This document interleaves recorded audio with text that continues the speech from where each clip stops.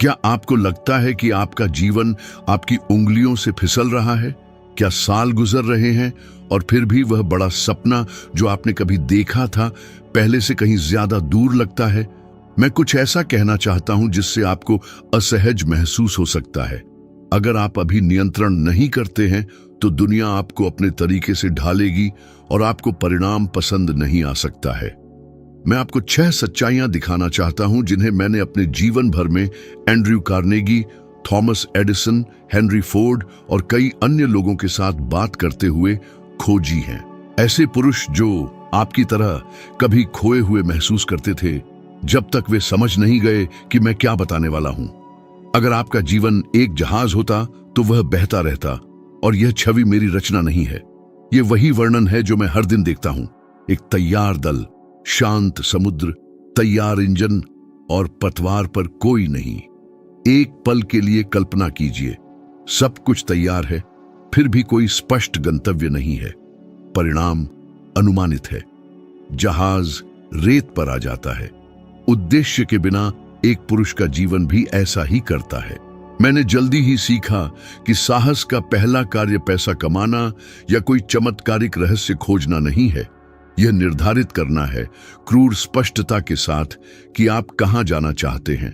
और स्पष्टता से मेरा मतलब मैं सुधार करना चाहता हूं जैसी अस्पष्ट इच्छा से नहीं है। मेरा मतलब एक परिभाषित उद्देश्य से है जिसे लिखा गया है, एक समय सीमा, कारण और भुगतान की कीमत के साथ। जब कोई व्यक्ति अपने उद्देश्य को दृढ़ विश्वास से लिखता है तो उसके भीतर कुछ बदल जाता है। मन उसके लिए काम करने लगता है, उसके खिलाफ नहीं। शायद आप सोच रहे हैं, लेकिन मैं 45 साल का हूं, कर्ज, बच्चे, एक बंधक के साथ मैं सब कुछ नहीं छोड़ सकता और एक सपने का पीछा नहीं कर सकता। मैं आपत्ति को समझता हूं क्योंकि मैंने इसे हजारों बार सुना है। सबसे आम भय आर्थिक है। क्या होगा अगर मैं असफल हो जाता हूं?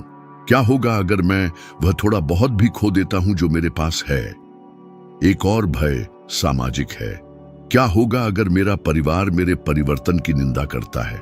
मैं उन लोगों से यह सवाल पूछता हूं जो ये आपत्तियां उठाते हैं। सीधा सा है, क्या आप आज की सुरक्षा को पसंद करते हैं जो आपके कल को समाप्त कर सकती है, या एक जानबूझकर बनाई गई योजना से निर्मित सुरक्षा को?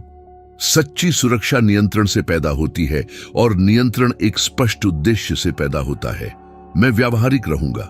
जब आपके पास वास्तविक जिम्मेदारियां हों तो आप इस उद्देश्य को कैसे परिभाषित करते हैं? यहां वह तरीका है जिसे मैंने दशकों से सिखाया है। सरल, मापने योग्य और 40 वर्ष से अधिक आयु के किसी भी पुरुष या महिला पर लागू होता है। अपने आप के साथ 20 मिनट के लिए बैठे, पूछें और कागज के एक टुकड़े पर उत्तर लिखें। 1. मैं 5 वर्षों में क्या प्राप्त करना या बनना चाहता हूं? 2. स्वायत्त महसूस करने के लिए मुझे कितने पैसे की आवश्यकता है? 3. मुझे किन गुणों और कौशलों को विकसित करने की आवश्यकता है? 4. 3. सबसे बड़े भावनात्मक कारण क्या हैं जो मुझे इस लक्ष्य से जोड़ते हैं? परिवार, स्वतंत्रता, गर्व। जब भय प्रकट होगा तो ये कारण ईंधन होंगे। सब कुछ विशिष्ट रूप से लिखें। संख्याएं, समय सीमाएं, नाम। कोई बेहतर स्वास्थ्य नहीं। लिखें, अगली सर्दियों तक 17 पाउंड वजन कम करें, या जनवरी पहले 19 बरसे तक प्रतिमाह $200 की अतिरिक्त आय प्राप्त करें। परिशुद्धता इच्छा को आदेश में बदल देती है। अब उदाहरण जो अधिकांश लोगों पर लागू होते हैं। 47 वर्षीय बैंकर जो बिलों का भुगतान करता है और एक छोटा व्यवसाय खोलने का सपना देखता है। उसका परिभाषित उद्देश्य अपनी खुद की किराने की दुकान खोलना जो 24 महीनों में स्थिर लाभ उत्पन्न करे।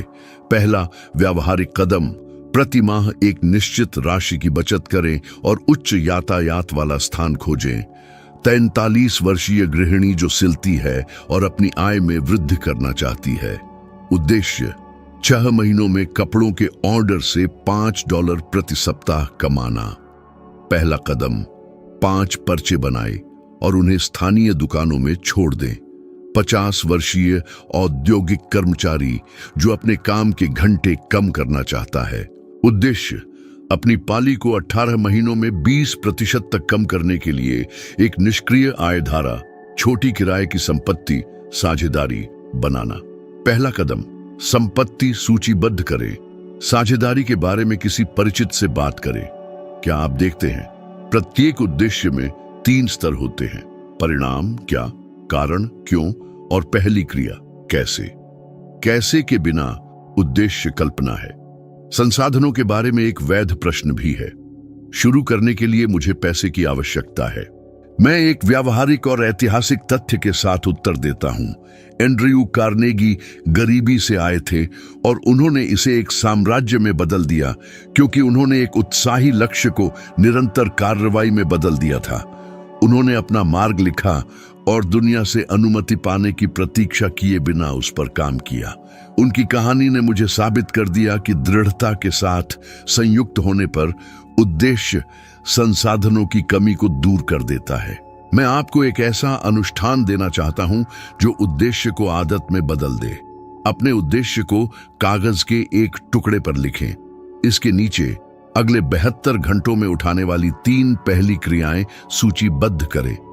इस कागज को अपने नाइट स्टैंड पर रखें और जब आप उठें और सोने से पहले इसे जोर से पढ़ें। सोचें नहीं, एक दिन मैं करूंगा, कहें मैं करूंगा आज। इसे 3 बार कहें। इस छोटे से व्यायाम को अपनी नई दिनचर्या की पहली ईंट बनाएं। पुनरावृत्ति उद्देश्य को आपके अवचेतन में उकेरती है और आपके मन को उन समाधानों पर काम करना शुरू कर देती है जिन्हें उसने पहले अनदेखा कर दिया था। अब मेरे अपने एक सच्चे और निर्णायक मामले की बात करें। जब मैं उस व्यक्ति से मिला जिसे कई लोग एंड्रयू कार्नेगी के रूप में जानते हैं, तो उस मुलाकात से एक कार्य निकला और सबसे ऊपर जीवन की परिभाषा। यह कोई खाली वादा नहीं था, यह वह चिंगारी थी जिसने एक उद्देश्य को प्रज्वलित किया। उन पुरुषों का अध्ययन करना जिन्होंने विजय प्राप्त की थी और उनकी आदतों को सीखना जब तक कि मैं इसे उन सिद्धांतों में अनुवाद नहीं कर सकता जिन्हें कोई भी व्यक्ति लागू कर सकता है। उस क्षण से मेरा जीवन घटनाओं के प्रति एकमात्र प्रतिक्रिया होना बंद हो गया। इसने उनका नेतृत्व करना शुरू कर दिया। उस उद्देश्य ने तुरंत मेरे बिलों का भुगतान नहीं किया, लेकिन इसने बाद में मेरे द्वारा किए गए हर चुनाव को बदल दिया और उन छोटे विकल्पों को जोड़ा गया जब तक कि वर्षों बाद उन्होंने एक ऐसा परिणाम उत्पन्न नहीं किया जिससे मेरी कहानी बदल गई। यही सच्चाई है जो मैं प्रस्तुत करता हूं। एक अच्छी तरह से परिभाषित उद्देश्य यह बदल देता है कि आप समय, ऊर्जा और धन कैसे खर्च करते हैं। यह बलिदानों का मार्गदर्शन करता है और प्राथमिकताओं को इंगित करता है। और जब भय कसता है, क्योंकि होगा, 3 तत्काल कार्य करें। 1, अपने 3 भावनात्मक कारणों को याद रखें, आप इसे क्यों चाहते हैं। 2, पहले कदम को किसी ऐसी चीज तक कम करें जो आप अभी कर सकते हैं। 1 फोन कॉल, 1 प्रारूप, 1 बातचीत। 3, एक विश्वसनीय व्यक्ति को अपना उद्देश्य बताए। बाहरी जवाबदेही कार्रवाई को बनाए रखती है।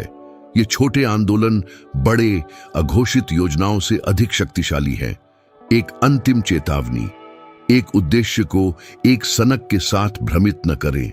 उद्देश्य के लिए समय सीमा, प्रमाण और आपके जीवन के साथ संरेखण की आवश्यकता होती है। यदि आपके बच्चे हैं तो उन्हें योजना में शामिल करें। यदि आपके पास कर्ज है तो भुगतान को लक्ष्य का हिस्सा बनाएं। उद्देश्य पलायन नहीं है, यह वास्तुकला है और वास्तुकला के लिए माप की आवश्यकता होती है। अभी कुछ करें। जो आप कर रहे हैं उसे 20 सेकंड के लिए रोक दें। एक पंक्ति में अपने सबसे जरूरी उद्देश्य को लिखें। फिर एक क्रिया लिखें जो आप अगले 24 घंटों में कर सकते हैं। करो, कल दोहराएं। यदि आप इसे 1 सप्ताह के लिए करते हैं तो मैं कसम खाता हूं कि आपका सिर, आपकी उपस्थिति और आपका बैंक खाता बदलना शुरू हो जाएगा। याद रखें, एक परिभाषित उद्देश्य वाला व्यक्ति संयोग को सहयोगी में बदल देता है। उद्देश्य के बिना सबसे बड़ी प्रतिभा भी बिखर जाती है। उद्देश्य के साथ एक छोटा सा कौशल भी एक विजय बन जाता है। अभी शुरू करो। जब मैं अनुशासन के बारे में बात करता हूं तो मेरा संदर्भ किसी अमूर्त विचार से नहीं है, न ही दूर से प्रशंसा करने योग्य गुण से। मैं उस मूक शक्ति की बात कर रहा हूं जो उन लोगों को अलग करती है जो प्राप्त करते हैं और जो केवल सपने देखते हैं। अनुशासन वह पुल है जो विचारों को तथ्यों में, इच्छाओं को उपलब्धियों में, योजनाओं को वास्तविकता में बदल देता है। इसके बिना कोई भी उद्देश्य, चाहे कितना भी बड़ा हो, पैदा होने से पहले ही मर जाता है। मैंने यह सिद्धांत से नहीं, बल्कि दर्द और अनुभव से सीखा। पहले वर्षों के दौरान मैं वह पुस्तक लिख रहा था जो मेरे जीवन को बदल देगी। मुझे भूख, कर्ज और पारिवारिक जिम्मेदारियों का बोझ झेलना पड़ा। ऐसी रातें थीं जब मेज पर पर्याप्त भोजन भी नहीं था और हार मानने का प्रलोभन मेरे सपनों से ज्यादा जोर से चिल्लाता हुआ प्रतीत होता था। लेकिन झुकने के बजाय मैंने एक नियम स्थापित किया, एक पृष्ठ प्रतिदिन, चाहे कुछ भी हो। इससे कोई फर्क नहीं पड़ता कि मैं थका हुआ था, बीमार, निराश या डरा हुआ था। एक पन्ना। उस प्रतीत होने वाले छोटे अनुशासन ने ईंट दर ईंट वह काम बनाया जो उन दरवाजों को खोलेगा जो कभी हमेशा के लिए बंद लगते थे। यही बात कम लोग समझते हैं। अनुशासन भव्य इशारों के बारे में नहीं है, यह छोटी प्रतिबद्धताओं के बारे में है जो तब तक दोहराई जाती हैं जब तक कि वे गैर परक्राम्य नहीं हो जाती। विली रेनशॉ के उदाहरण पर विचार करें, दिग्गज ब्रिटिश टेनिस खिलाड़ी जिन्होंने 19वीं सदी के अंत में विंबलडन पर राज किया था। उन्होंने अपने खिताब संयोग या भाग्य से प्राप्त नहीं किए। जबकि अन्य आराम कर रहे थे, उन्होंने प्रशिक्षण लिया। जबकि अन्य मौसम या परिस्थितियों के बारे में शिकायत करते थे, उन्होंने एक ही आंदोलन को सैकड़ों बार दोहराया। उन्होंने अभ्यास करने के लिए प्रेरणा की प्रतीक्षा नहीं की। उन्होंने उन दिनों में भी अभ्यास किया जब उनके शरीर ने आराम मांगा। अनुशासन ने उन्हें एक साधारण खिलाड़ी से खेल की एक किंवदंती में बदल दिया। और यही वह बात है जो अधिकांश लोग नहीं सुनना चाहते हैं। जीत कभी कभार काम करने वाले व्यक्ति पर मुस्कुराती नहीं है, यह हर दिन काम करने वाले के सामने झुकता है, तब भी जब कोई तालियां नहीं बजती, तब भी जब कोई देख नहीं रहा होता है। 40 के बाद कई लोग मुझसे कहते हैं कि उनके पास अब वही ऊर्जा नहीं है, कि जीवन बहुत जटिल हो गया है, कि युवावस्था बीत गई है। लेकिन अनुशासन शारीरिक ऊर्जा या उम्र के बारे में नहीं है, यह अपने शब्द के साथ ईमानदारी के बारे में है। यह अपने आप से मैं करूंगा कहने और उसे पूरा करने के बारे में है, भले ही कोई न जाने, भले ही कोई जश्न न मनाए। यह ईमानदारी चरित्र को आकार देती है और चरित्र भाग्य को आकार देता है। हर बार जब आप अपने आप से किया गया वादा तोड़ते हैं, तो आप अपने आंतरिक आत्मविश्वास को कमजोर करते हैं। हर बार जब आप इसे रखते हैं, तो आप अपनी पहचान को मजबूत करते हैं और ठोस परिणामों की नींव बनाते हैं। अनुशासन स्पष्टता भी लाता है। एक अनुशासनहीन व्यक्ति अराजकता के बीच रहता है। वह दौड़ते हुए दिन शुरू करता है, थका हुआ समाप्त होता है और फिर भी महसूस करता है कि वास्तव में कुछ भी प्रगति नहीं हुई है।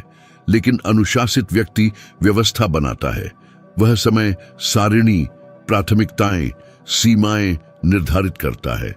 वह समझता है कि वह जीवन की सभी घटनाओं को नियंत्रित नहीं कर सकता, लेकिन वह अपने दैनिक कार्यों को नियंत्रित कर सकता है। और जो नियंत्रित किया जा सकता है, उसे नियंत्रित करने का यह सरल निर्णय सब कुछ बदल देता है। जब मैंने सफलता के दर्शन के बारे में लिखा, तो मुझे एहसास हुआ कि हेनरी फोर्ड से लेकर थॉमस एडिसन तक मेरे द्वारा साक्षात्कार किए गए सबसे सफल पुरुषों की लगभग पवित्र दिनचर्या थी। वे उनके गुलाम नहीं थे, वे अपने दिनों के वास्तुकार थे। उन्होंने सोचने, काम करने, आराम करने के लिए समय सारिणी बनाई। यह संरचना ने उन्हें मुक्त कर दिया, उन्हें समय पर महारत प्रदान की, जबकि अन्य इसके गुलाम बने रहे। मैंने इसे प्रत्यक्ष रूप से देखा। एक समय था जब मैंने बिना किसी समय सारिणी के काम करने का प्रयास किया था, केवल उत्साह से प्रेरित होकर। परिणाम? अधूरे विचार, अधूरे प्रोजेक्ट और लगातार थकावट। जब तक मैंने अनुसंधान, लेखन और चिंतन के लिए निश्चित समय निर्धारित नहीं किया, तब तक मेरी उत्पादकता आसमान छू गई। बहाने गायब हो गए।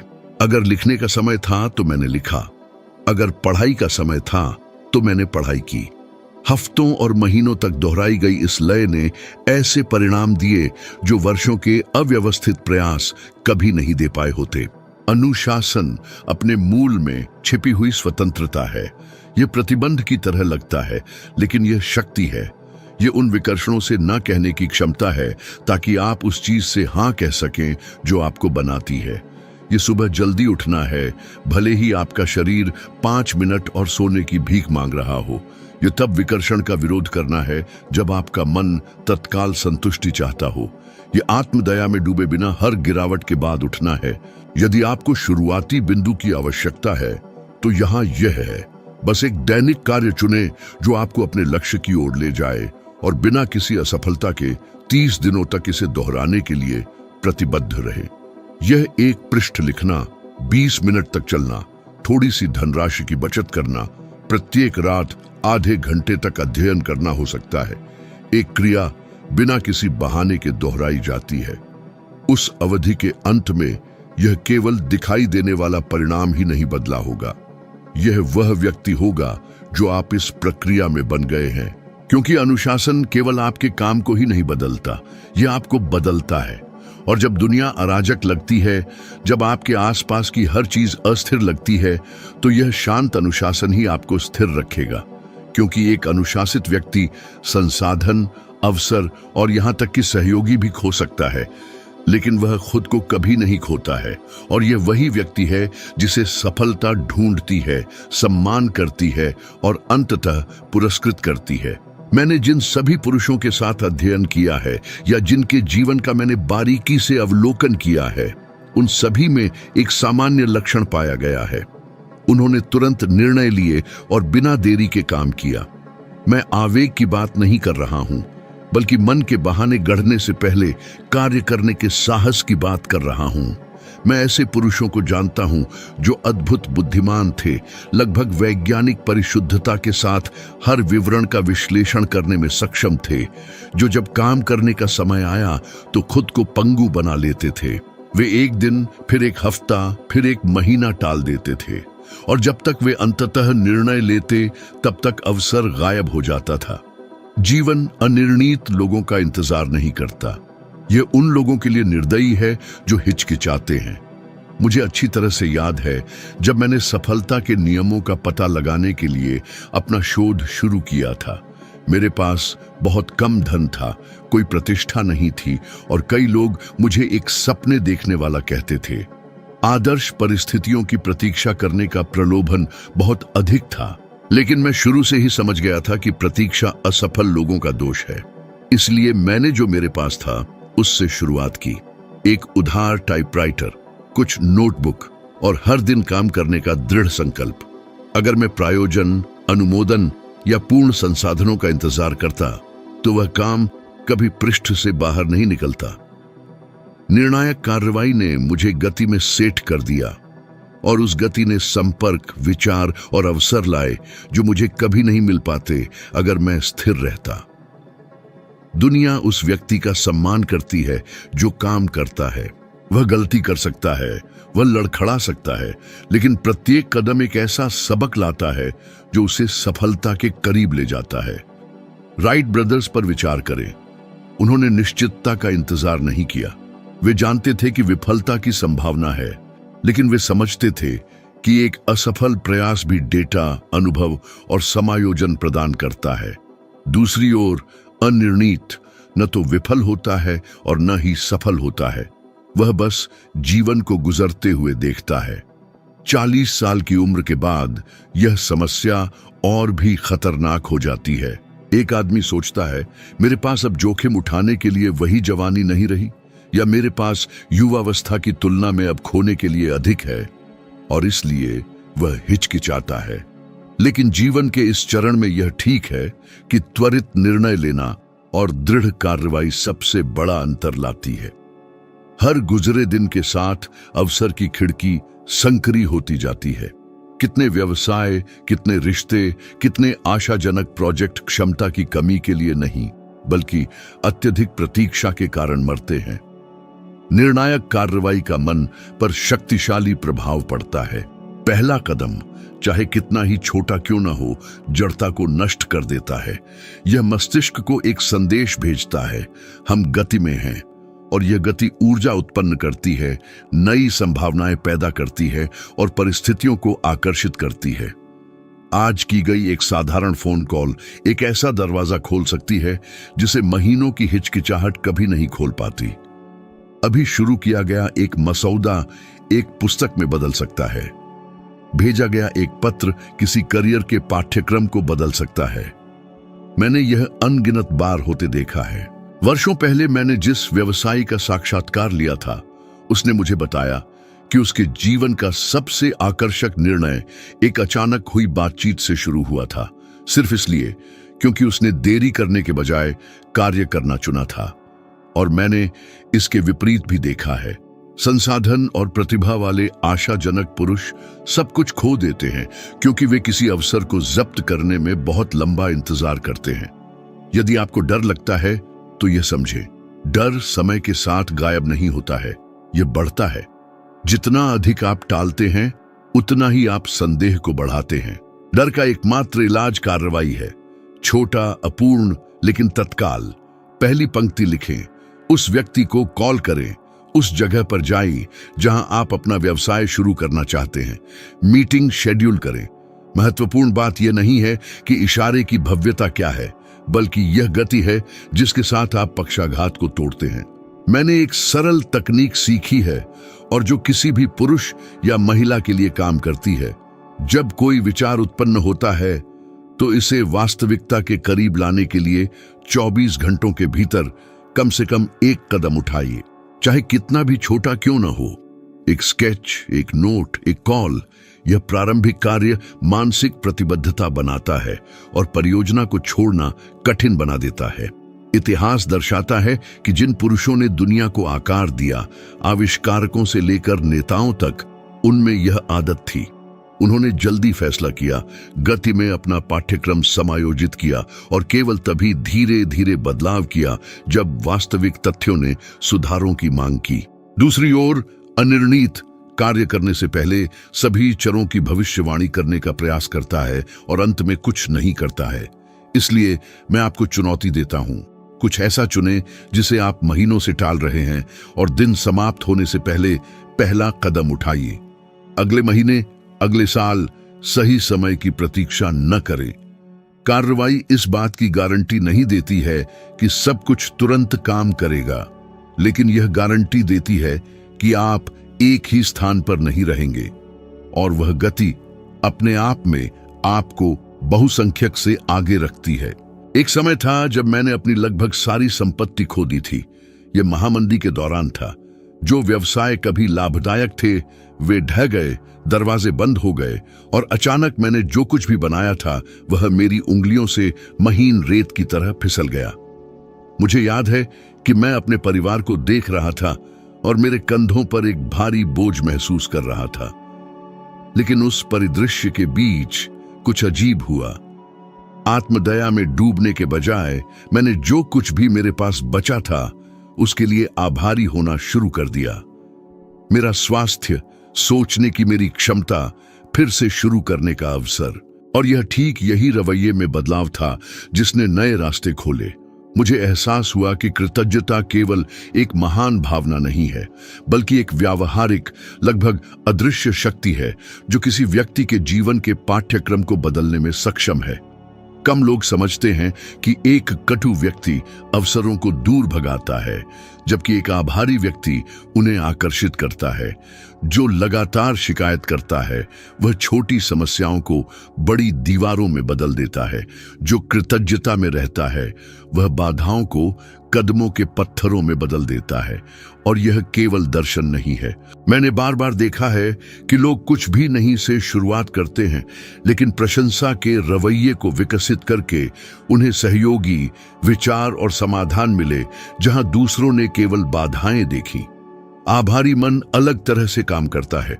जो गायब है उस पर ध्यान केंद्रित करने के बजाय यह उन आंखों को प्रशिक्षित करता है जो देख सकती हैं कि पहले से मौजूद चीजों से क्या किया जा सकता है। मुझे अपने एक दोस्त की याद आती है, एक साधारण दुकानदार जिसकी दुकान आग में जल गई थी। जबकि दूसरों ने कहा कि उसका जीवन समाप्त हो गया है, वह अपने जीवन से बचने और अभी भी अपने बातचीत कौशल के लिए आभारी था। कुछ महीनों बाद उसने एक और भी समृद्ध व्यवसाय का पुनर्निर्माण किया। ठीक इसीलिए क्योंकि उसने अराजकता के बीच अवसरों को समझने के लिए आवश्यक मानसिक स्पष्टता को बनाए रखा। कृतज्ञता निराशा का मारक थी। मैं यहां व्यावहारिक होना चाहता हूं क्योंकि मुझे पता है कि ज्यादातर लोग सोचते हैं, अगर मेरा जीवन उल्टा है तो मैं आभारी कैसे हो सकता हूं? अगर मैं कर्ज में हूं, अगर मेरा स्वास्थ्य सही नहीं है, अगर दुनिया बिखरती हुई लग रही है। उत्तर यह है कि कृतज्ञता वास्तविकता से इनकार नहीं करती है, लेकिन जिस तरह से आप इसकी व्याख्या करते हैं उसे बदल देती है। जब मैंने अपने सबसे काले दिनों में भी रोजाना 3 चीजें लिखना शुरू की जिनके लिए मैं आभारी था, तो मैंने देखा कि मेरा मन अलग तरह से काम करने लगा। शिकायत करने में ऊर्जा खर्च करने के बजाय मैंने इसका इस्तेमाल समाधान खोजने में किया। जो गायब था उस पर घंटों पछतावा करने के बजाय मैंने जो अभी भी मेरी पहुंच के भीतर था उसकी सराहना करने में समय लगाया। और यह इस हल्की स्पष्ट ऊर्जा से था कि मैं किताबें लिखने, अपने करियर का पुनर्निर्माण करने और हजारों लोगों की मदद करने में कामयाब रहा। एक विवरण है जिसे लगभग कोई भी नहीं देखता है।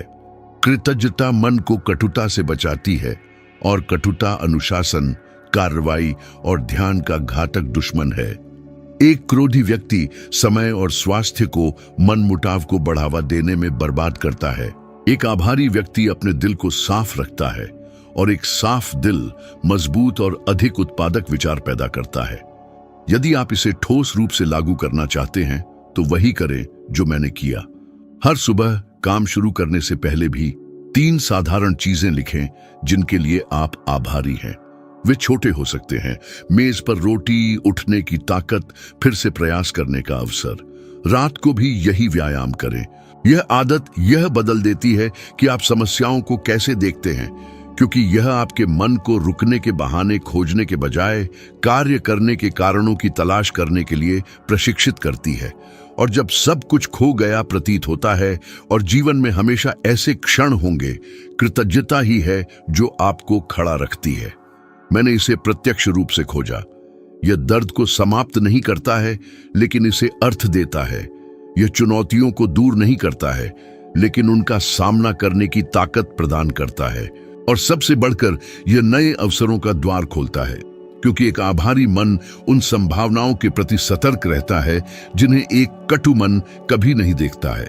इसलिए मैं आपको विश्वास दिला सकता हूं, यह धन नहीं है जो कृतज्ञता लाता है, यह कृतज्ञता है जो धन को आकर्षित करती है, संसाधनों, रिश्तों और विचारों में। एक आदमी के पास थोड़ा हो सकता है और मानसिक रूप से समृद्ध हो सकता है, जबकि दूसरे के पास बहुत कुछ हो सकता है और आध्यात्मिक रूप से दिवालिया हो सकता है। अंतर इस बात में है कि वे कहां ध्यान केंद्रित करते हैं। कृतज्ञ देखते हैं कि क्या गुम है, आभारी जो उनके पास है उसके साथ क्या किया जा सकता है। और यह सरल बदलाव सब कुछ बदल देता है।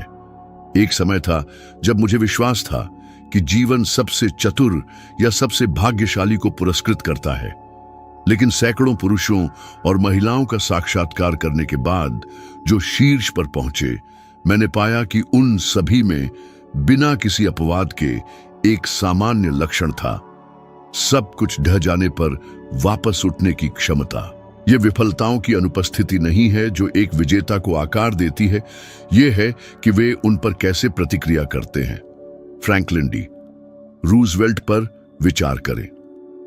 राष्ट्रपति बनने से पहले पोलियो के कारण उनके पैरों में लगभग सभी गति खो गई थी।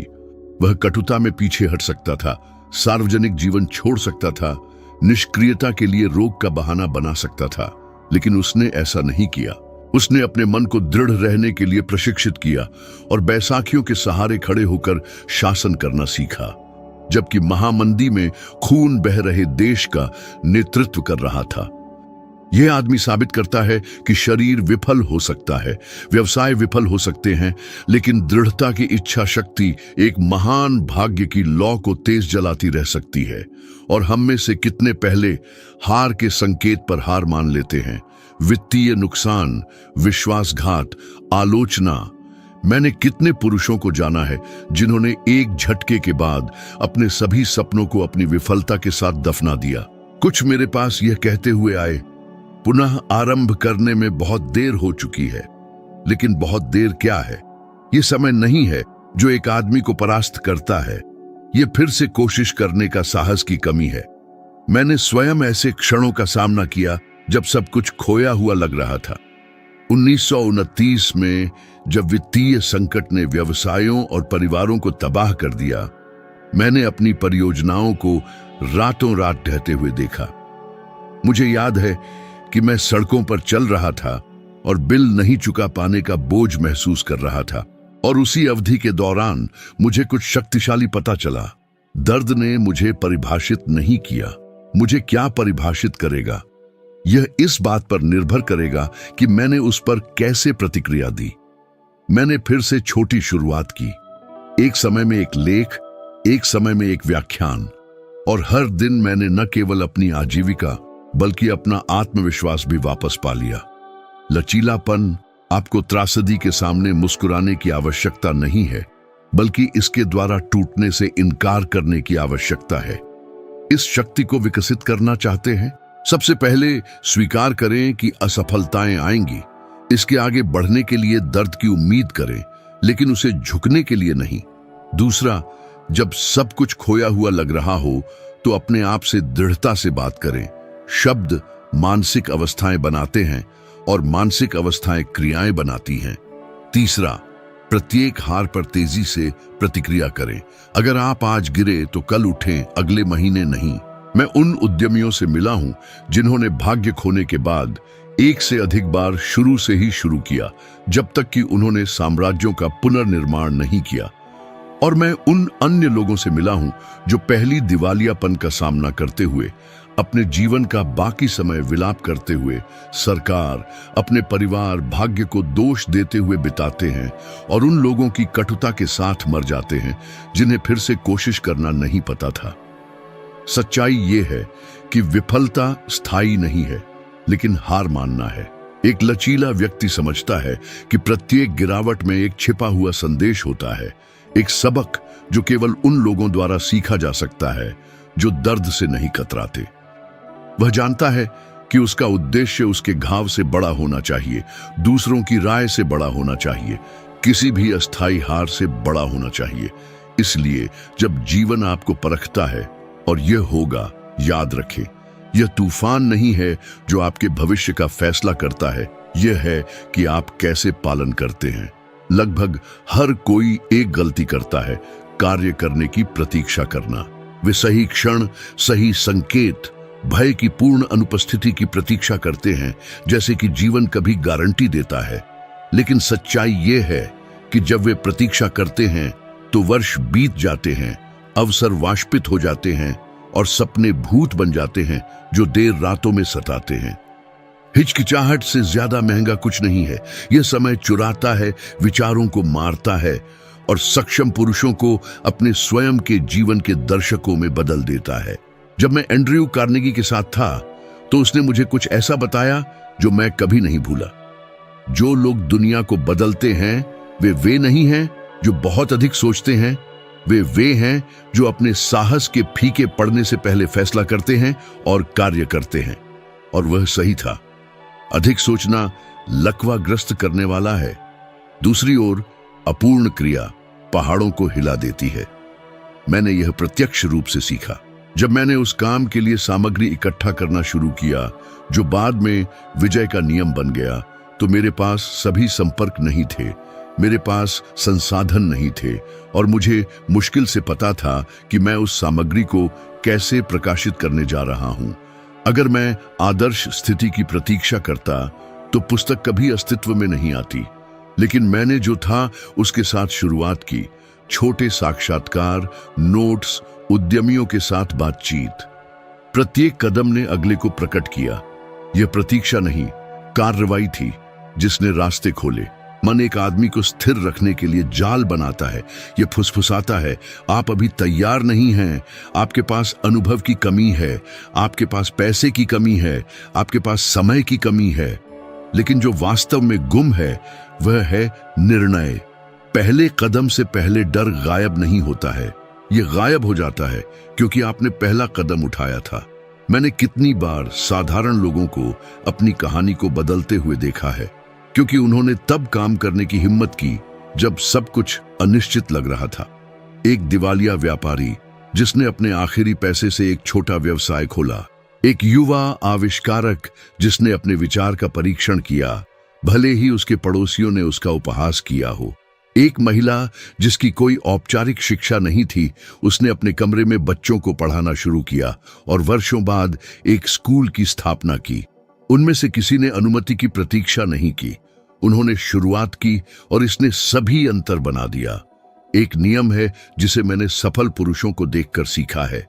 त्वरित निर्णय गति उत्पन्न करता है, गति आत्मविश्वास पैदा करती है, आत्मविश्वास नए कार्यों को बढ़ावा देता है, और अचानक जो असंभव लग रहा था वह सभी की आंखों के सामने आकार लेना शुरू कर देता है। दूसरी ओर जड़ता उल्टे क्रम में काम करती है। प्रत्येक दिन बेकार बिताया गया अगला कदम और अधिक कठिन बनाता है, जैसे जंग लगे गियर जो तब तक जब्त होते रहते हैं जब तक वे नहीं घूमते। यदि आप 40 वर्ष से अधिक के हैं तो आप जानते हैं कि समय नहीं रुकता है। प्रत्येक वर्ष कुछ नया शुरू करने का अवसर कम होता प्रतीत होता है, लेकिन यह केवल हिचकिचाहट की आदत से बनाया गया एक भ्रम है। उम्र उन लोगों के लिए बाधा नहीं है जो कार्य करते हैं, लेकिन यह उन लोगों के लिए एक सजा है जो प्रतीक्षा करते हैं। मैं उन पुरुषों से मिला हूं जिन्होंने 50-60 वर्ष की आयु में शुरू से ही शुरुआत की और कुछ महत्वपूर्ण बनाया, ठीक इसीलिए क्योंकि उन्होंने जो किया जा सकता था उसके बारे में सोचने में कोई समय बर्बाद नहीं किया। इसलिए अपने आप से एक समझौता करें। जब भी आपके पास कोई विचार हो, चाहे कितना भी छोटा क्यों ना हो, 24 घंटों के भीतर एक कदम उठाएं। यह एक फोन कॉल, एक नोट, कुछ शोध, एक बातचीत हो सकती है। छोटी कार्रवाई बड़े भय को नष्ट कर देती है, और जितनी बार आप इस प्रक्रिया को दोहराते हैं यह उतना ही स्वाभाविक होता जाता है। एक समय आता है जब अवसरों के लिए कार्य करना आपकी स्वचालित प्रतिक्रिया बन जाती है। मैं किसी को भी यह परीक्षण करने की चुनौती दूंगा। 60 दिनों के लिए हर बार जब आपको किसी महत्वपूर्ण कार्य को स्थगित करने का मन करे तो तुरंत खुद से पूछें, अभी मैं सबसे छोटा कदम क्या उठा सकता हूं, और बिना 2 बार सोचे इसे करें। एक हफ्ते के अंत में आप पिछले महीनों की तुलना में अधिक प्रगति कर चुके होंगे, क्योंकि जीवन उन लोगों को पुरस्कृत नहीं करता जो इंतजार करते हैं। यह अपने सबसे बड़े पुरस्कार उन लोगों के लिए सुरक्षित रखता है जिनके पास शुरू करने का साहस है। अगर यहां कही गई हर बात से एक सच्चाई चलती है तो वह यह है, जब तक आप स्पष्टता, अनुशासन और साहस के साथ कार्य करने का निर्णय नहीं लेते, तब तक कुछ भी नहीं बदलता है। दुनिया उन लोगों के लिए रास्ता बनाती है जिनका एक परिभाषित उद्देश्य होता है और जो डर, गिरने और अनिश्चितताओं के सामने भी दृढ़ता से आगे बढ़ते हैं, और यही आप सीखते रहेंगे। अगला वीडियो पहले ही स्क्रीन पर दिखाई दे रहा है, जहां हम आपके ज्ञान के विकास में एक और कदम साथ चढ़ेंगे ताकि आप अब से कम 1% बेहतर बन सकें। मैं आपके यहाँ होने की सराहना करता हूँ और मैं आपके सर्वश्रेष्ठ संस्करण की ओर इस यात्रा को जारी रखने के लिए वहां मिलूंगा।